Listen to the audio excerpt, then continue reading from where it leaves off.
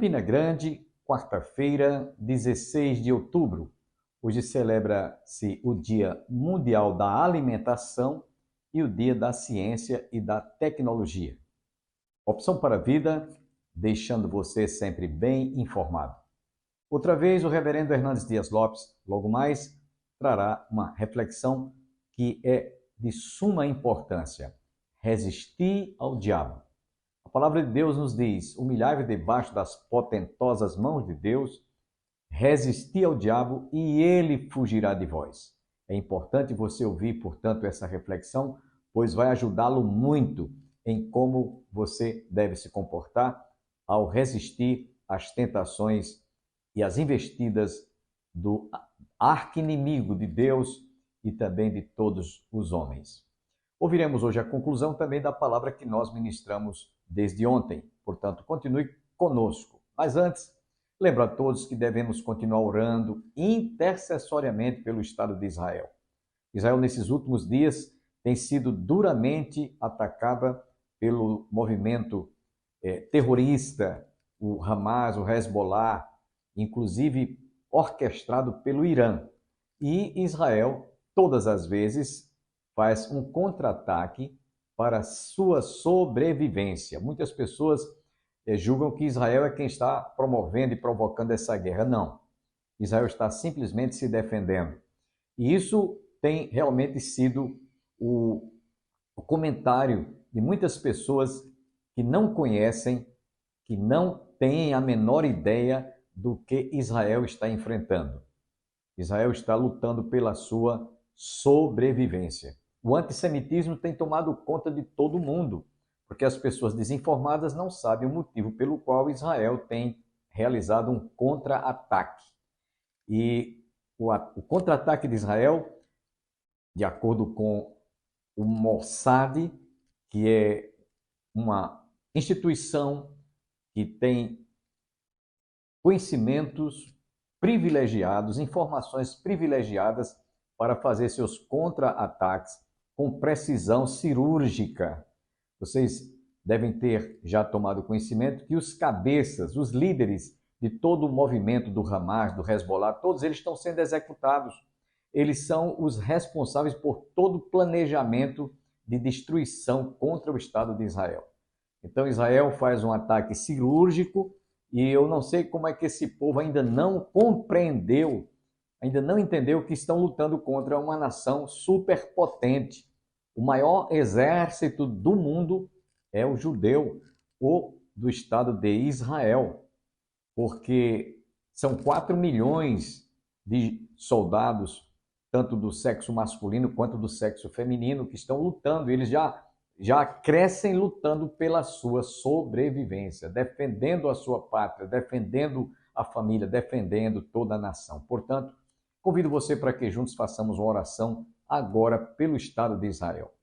Pai, mais uma vez nós estendemos as nossas mãos para que o Senhor possa guardar, livrar, proteger, dando estratégias para que todo o exército de Israel possa lutar pela sua sobrevivência. Guarda o Estado de Israel. A tua palavra nos manda que nós oremos pela paz em Jerusalém. Portanto, ouve a nossa oração e responde-nos para a glória do teu nome, em nome de Jesus. Amém. Quero deixá-los com o reverendo Hernandes Dias Lopes, trazendo a reflexão sobre resistir ao diabo. A Bíblia diz que o diabo não é uma lenda, não é um mito, é um anjo caído. Ele é maligno, ele é perverso, ele é assassino, ele é o pai da mentira. Ele é enganador, ele é tentador, ele é destruidor. Ele veio para roubar, matar e destruir. Ele, como um leão, fica rodeando-nos e rugindo, procurando nos devorar. A Bíblia nos ensina a sermos revestidos com toda a armadura de Deus para resistirmos ao diabo e às suas hostes. A Bíblia não manda a gente ter medo do diabo. A Bíblia nos ordena a sujeitar-nos a Deus, a resistir ao diabo, e ele fugirá de nós. É claro que nós não podemos enfrentar essa luta de cara aberta, de peito estufado. fiados nos nossos próprios recursos. Precisamos de armas não carnais, mas espirituais, poderosas em Deus, para anularmos sofismas e destruirmos fortalezas. Precisamos orar e buscar de Deus o seu poder. Portanto, acautele-se, vigie, porque hoje é dia de resistir ao diabo.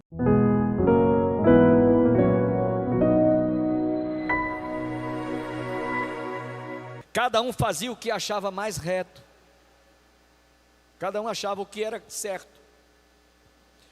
E isso, meus irmãos, naqueles dias, era exatamente um sentimento do homem se tornar independente de Deus. E é exatamente isso o que muitos governantes e muitos monarcas, muitos ditadores, muitos reis e presidentes querem viver e se comportar como se Deus não existisse. Se comportam como se não dependessem de Deus em nada.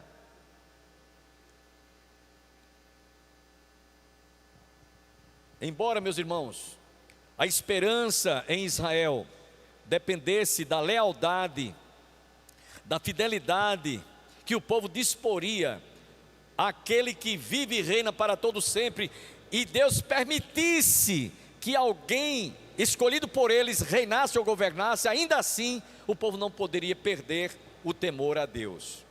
E foi exatamente isso que aconteceu quando, nos dias de Juízes, cada um fazia o que achava melhor, cada um achava o que fazia. Naqueles dias não havia rei sobre Israel, cada um fazia o que achava mais reto. Isso estava correndo um risco muito grande de virar ou de gerar uma anarquia. Por isso, embora a única esperança em Israel dependesse da lealdade, da fidelidade ao seu rei divino, dependesse também deles, mesmo escolhendo um rei, pudessem pedir direção de Deus, porque Deus já havia falado isso.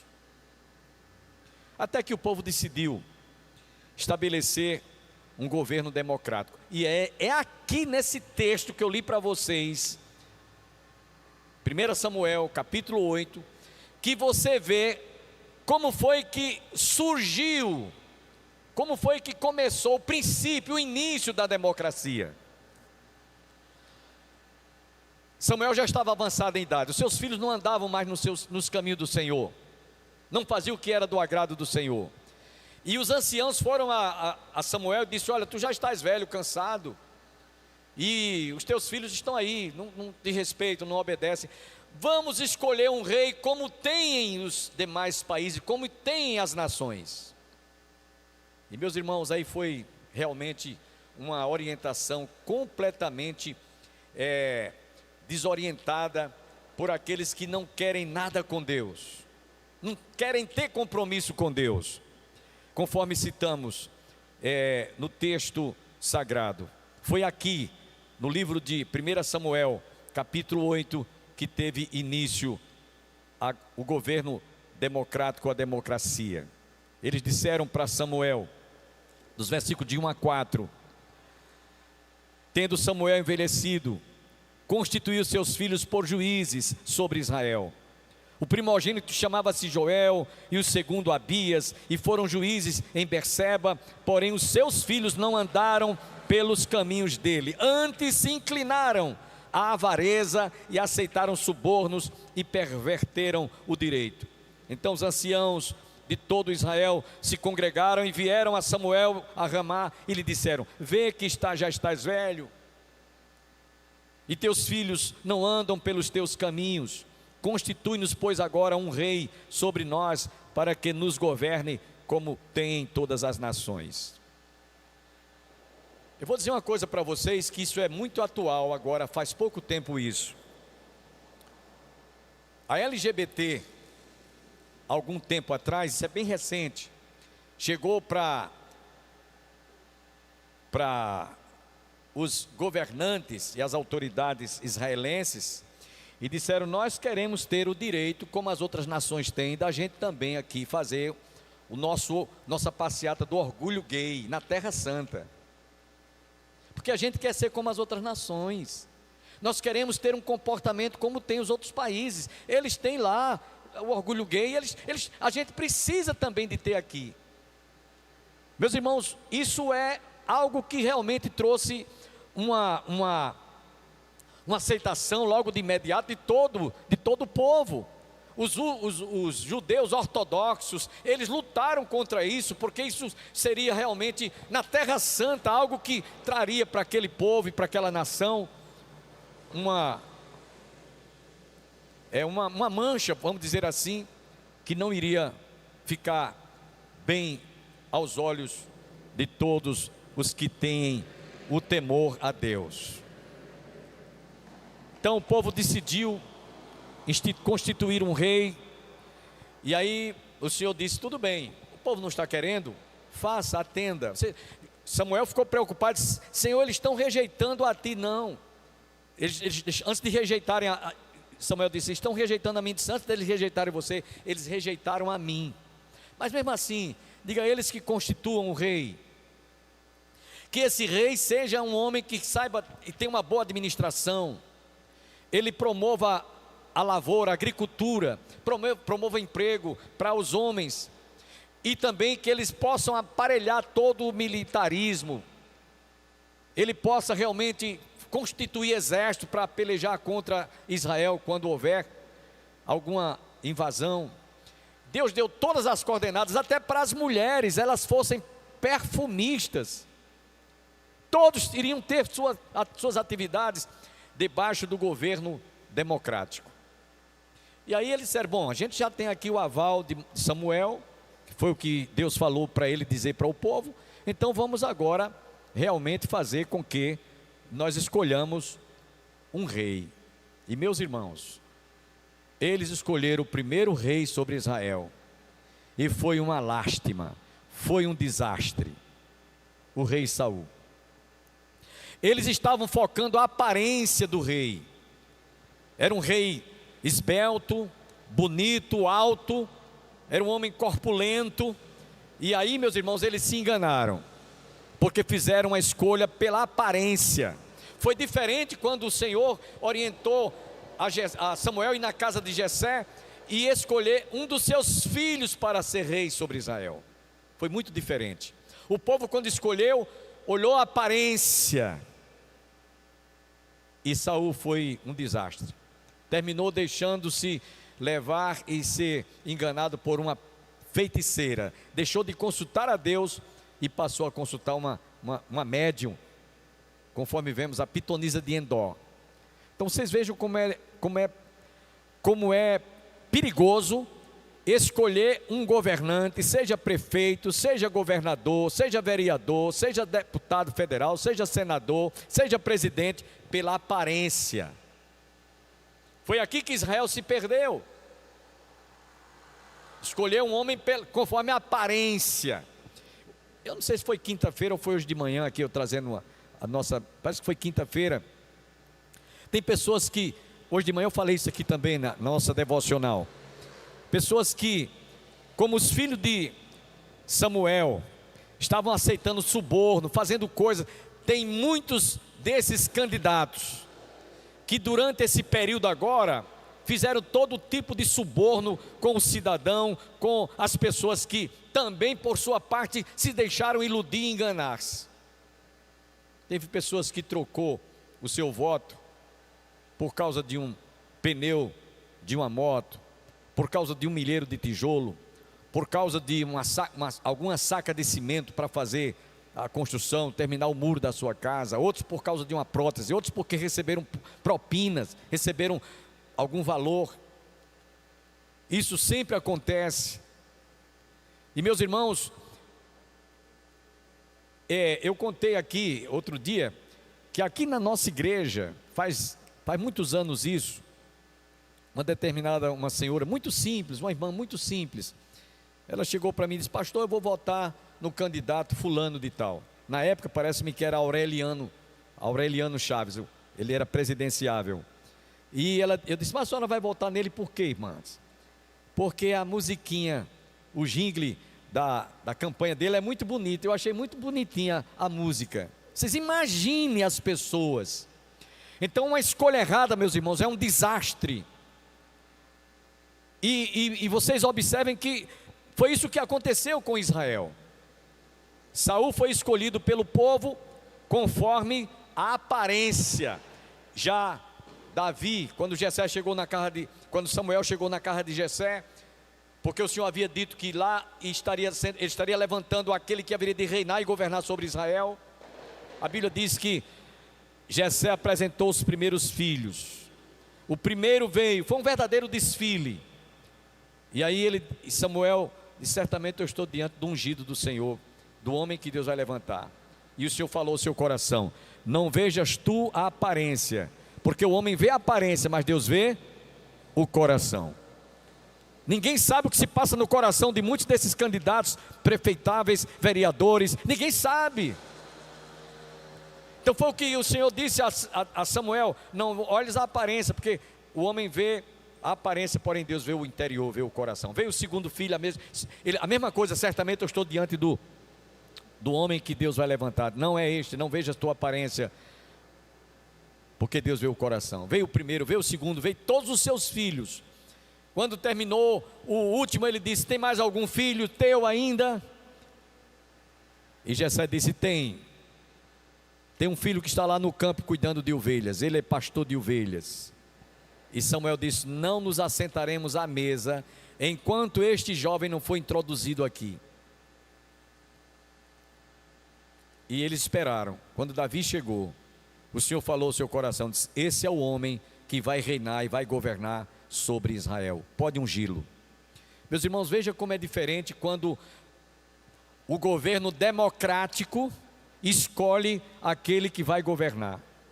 E aí eu quero lembrar a vocês, meus irmãos, quantos indivíduos já se levantaram, não só no Brasil, mas no mundo inteiro, e realmente deram prova de que eles estavam ali assumindo um poder pela vontade do povo, mas não era pela vontade de Deus. Eu poderia lembrar aqui, biblicamente, Saul, Nabucodonosor, Nero, os Césares. E hoje, em nossos dias, nós temos alguns indivíduos que estão realmente governando e dirigindo a sua nação, o seu povo, com mão de ferro. Eu queria lembrar para vocês o Xi Jinping, o Putin, o Maduro, aqui bem pertinho. São indivíduos que estão dirigindo a nação com mão de ferro. O povo está sofrendo, o povo está padecendo, o povo está perdendo a liberdade. Meus irmãos, o governo democrático era e deve ser um governo do povo, para o povo e pelo povo. Mas na hora que um indivíduo desse assume o poder, ele não quer governar dentro dessa filosofia. O governo democrático é o governo do povo, pelo povo e para o povo. Nós vemos, infelizmente, com muita tristeza, o nosso país entrando por esse caminho, enveredando-se por este caminho. Lamentavelmente, lá no livro de Oséias, no capítulo 13, versículos 10 e 11, eu chamo a atenção de vocês para essa passagem que fala muito sobre isso. Capítulo 13, versos 14 e o versículos 10 e 11.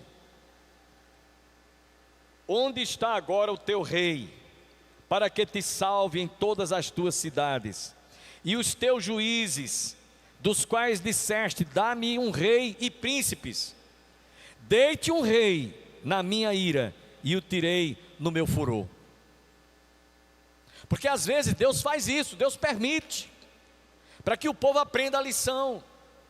E você vai ver isso na história no livro de Reis, 1º e 2º Reis. Deus levantava um rei para abençoar o povo, e o povo, quando era abençoado, o povo se esquecia de Deus e desprezava a sua palavra. Então Deus levantava um outro rei para trazer juízo sobre o povo. E eu não sei se no momento a situação do país é esta, pode até ser que seja, Deus esteja permitindo para que o povo aprenda uma lição. O homem sem o temor a Deus, meus irmãos, é capaz de praticar coisas inimagináveis. E é por isso que nós vemos nações como agora mesmo a Venezuela, como vemos em Cuba, como vemos na própria Coreia do Norte, como vemos na China. O povo sem liberdade, por causa de um ditador, por causa de um déspota. E é por isso que nós precisamos de orar muito por nossa nação, por nosso país. Então, eu queria terminar esta breve palavra fazendo uma pergunta que requer uma resposta. Qual seria o melhor governo para as nações? Teocracia ou democracia? Para que você me dê a resposta, é preciso dizer para vocês que Jesus, quando aqui esteve, ele disse: o meu reino não é deste mundo, como eu deste mundo não sou.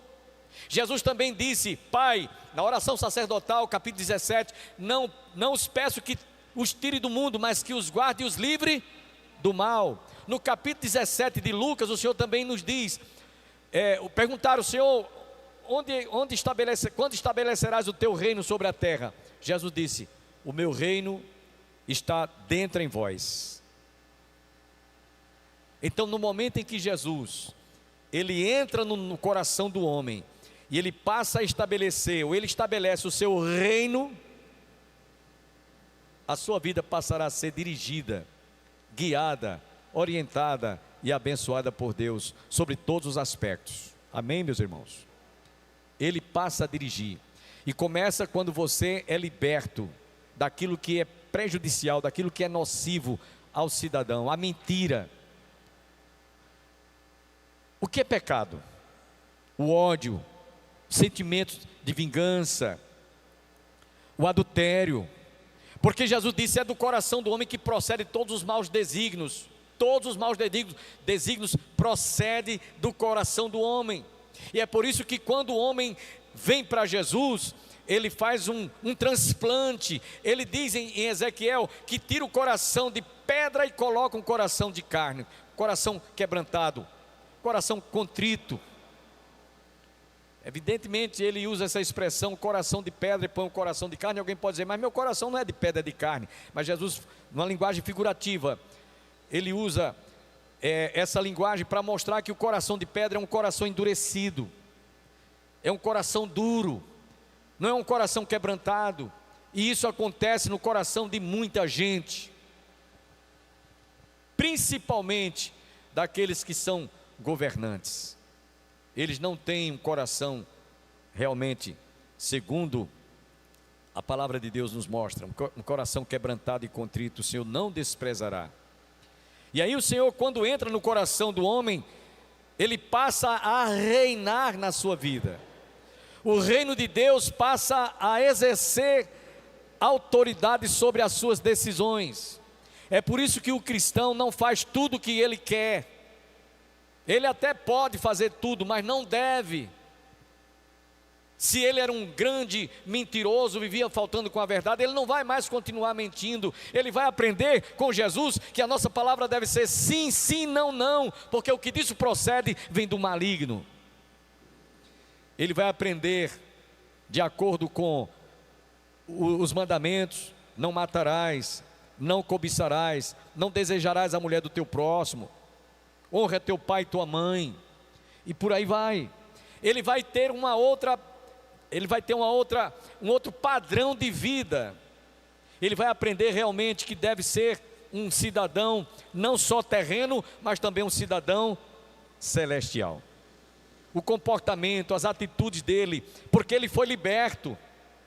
O reino de Deus, quando é estabelecido no coração do homem, quando penetra no coração do homem, a primeira coisa que o homem faz é receber libertação.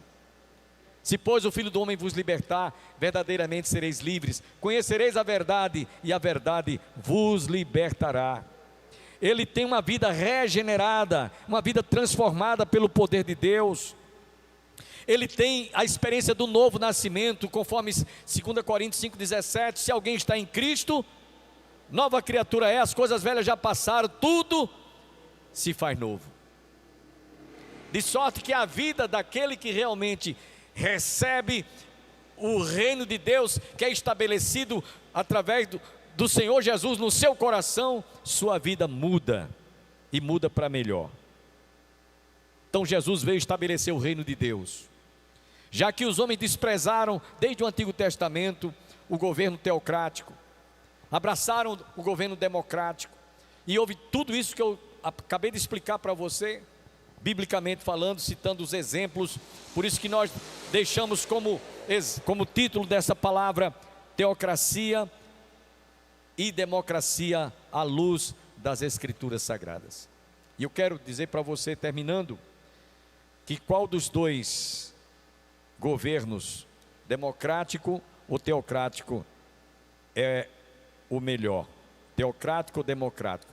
Para você, naturalmente, que tem Jesus, vai dizer o que nos afirma a palavra de Deus, conforme lemos lá no livro de Provérbios, capítulo 28, e eu estou terminando com essas duas citações, capítulo 28, Provérbios, versos 12 e o versículo 28, depois o capítulo 29 e o versículo 2. Isso aqui traduz tudo aquilo que representa aqueles que estão dirigindo e governando sem o temor a Deus. No capítulo 28, verso 12, o escritor sagrado nos diz: quando triunfam os justos, a grande festividade, quando porém sobem os perversos, os homens se escondem. Versículo 28 deste mesmo capítulo, ele diz coisa semelhante: quando sobem os perversos, os homens se escondem, mas quando eles perecem, os justos se multiplicam. E no capítulo 29, versículo 2, quando se multiplicam os justos, o povo se alegra, quando porém domina o perverso, o povo suspira. É isso que acontece. Porém, meus irmãos, nós precisamos de entender que, embora estes homens tenham esse comportamento perverso e muitas vezes que massacra, que traz jugo sobre a nação, ou sobre a família, ou sobre a sociedade, Jesus estando reinando no nosso coração, nós recebemos condições de crer, confiar, esperar que o Senhor um dia vai nos livrar de todos estes homens e desses governantes perversos. Por isso que Jesus disse: o meu reino não é deste mundo, como eu deste mundo não sou. Pai, não os peço que os tire do mundo, mas que os livre do mal. Então meu conselho é que você que ainda não constituiu Jesus como seu Rei, Jesus Cristo como seu Senhor, que o faça, para que você possa realmente, mesmo tendo governantes que vão trazer dificuldades, vão trazer transtornos, vão trazer incômodos para você como cidadão, mas a nossa esperança está no Rei dos Reis, o Senhor Jesus. Não no governante, não naqueles que foram eleitos ou que serão eleitos, mas no Senhor que reina para todo sempre. Amém? Amanhã você está convidado a continuar conosco para a realização de mais um programa, Opção para a Vida. Divulgue o nosso programa. Há muitas pessoas que ainda não sabem que nós estamos no YouTube, nosso canal, Opção para a Vida, pode ser assistido a qualquer hora do dia ou da noite. Na TV Master, TV a cabo, canal 20, direto de João Pessoa. Agradecemos a sua teleaudiência, desejamos a todos um dia abençoado, que todos fiquem com Deus e até amanhã, se Deus quiser.